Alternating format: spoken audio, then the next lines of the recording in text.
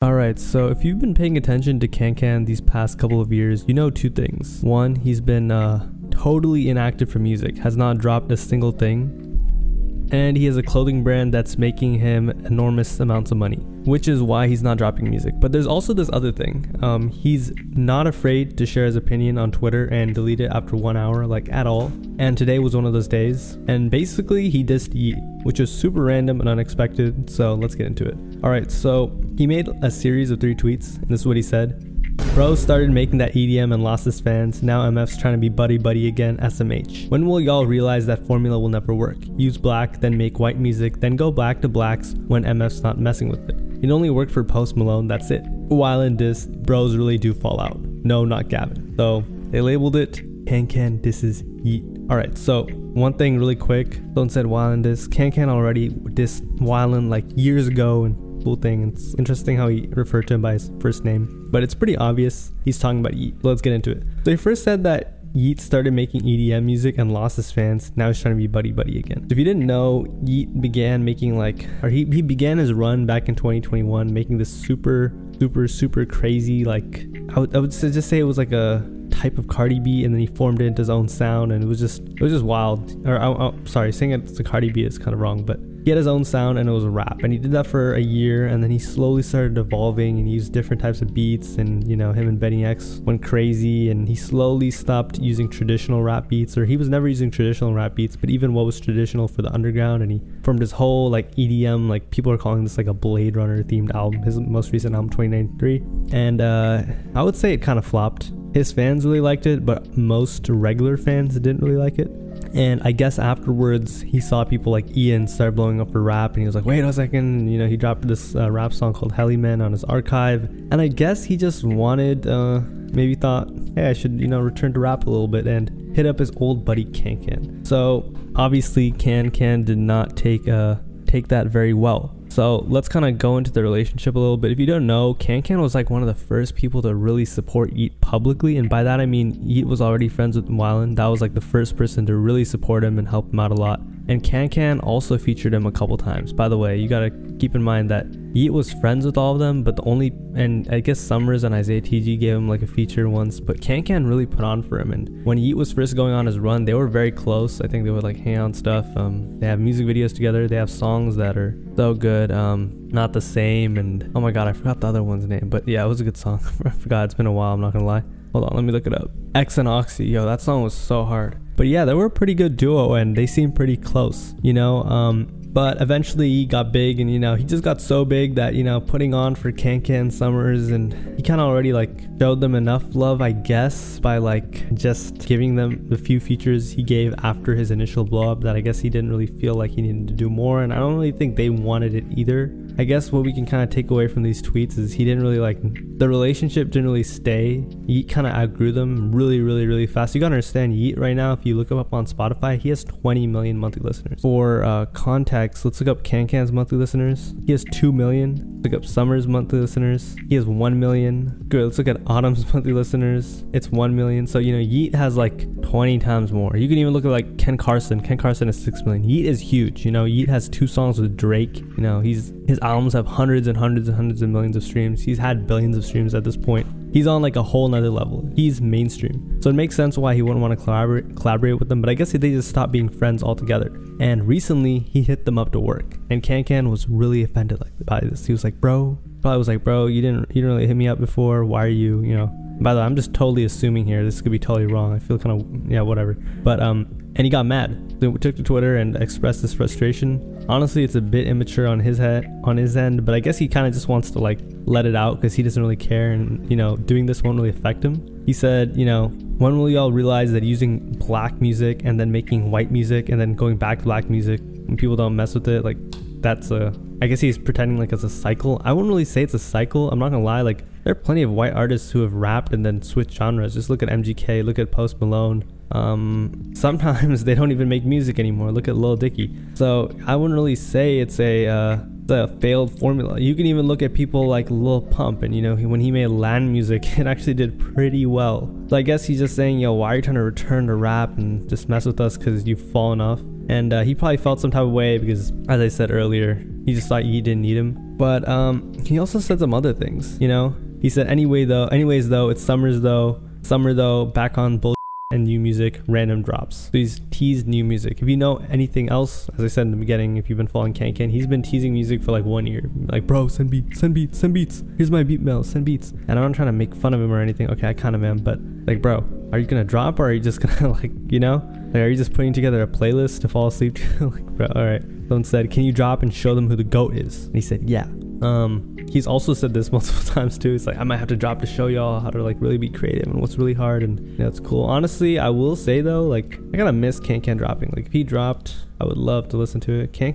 Prime Kankan was like 2020, 2021. After that, he stopped trying. He never really tried. That's another thing about Kankan, by the way, which I'll say about like this whole situation of him not dropping for like over a year is the most Kankan thing ever. Like, you know what I mean? Him just not doing anything. Like, especially if you're a fan, you know, like he used to be just known for being lazy, but it was like on brand for him, so it's fire. He then made another really good point about him not dropping. He said, Rihanna ain't dropped in almost 10 years, gang, and touched 1 billion. Difference between having to drop and wanting to drop. And that was just the allegations of him being fallen off and whatnot.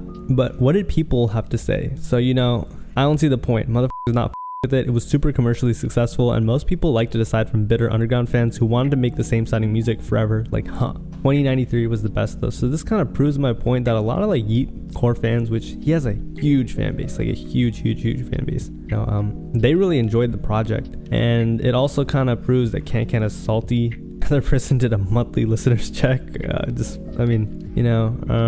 Another person said Kankan used to push him so hard in 2021. What happened? Yeah, you know, bros fall out, I guess. But, you know, someone that used to know Yeat, this is the same guy that like exposed Yeat for not giving credit to like a group that Big Baby Gucci was in or something. His name is Aiden. He used to be friends with him. He said he mad Yeat used to drive him and Summers around like their B-word, and now he the famous one. They treated bro like LA, and now he up. Then he spoke on an experience with Summers. He said, the first and only time I met Summers, he was like, oh, that's your photographer? And I was like, yeah, cool to meet you. And he just goes, yeah, I don't do all that. When I didn't even have my camera in my hand or asked to take pics of him just because some hoes were in the room, like LMFAO. Kankan and Yeat sat there and Yeat suddenly pretending we hadn't been friends for 5+ years. LMFAO. So this guy is definitely a little salty, but he kind of just gave a little context that none of us will know. And apparently Yeat used to not be treated the best by these guys, and honestly it's not like super doesn't sound crazy, but I don't know, no one really knows. But back to like him trying to reach back out and make music, I would say that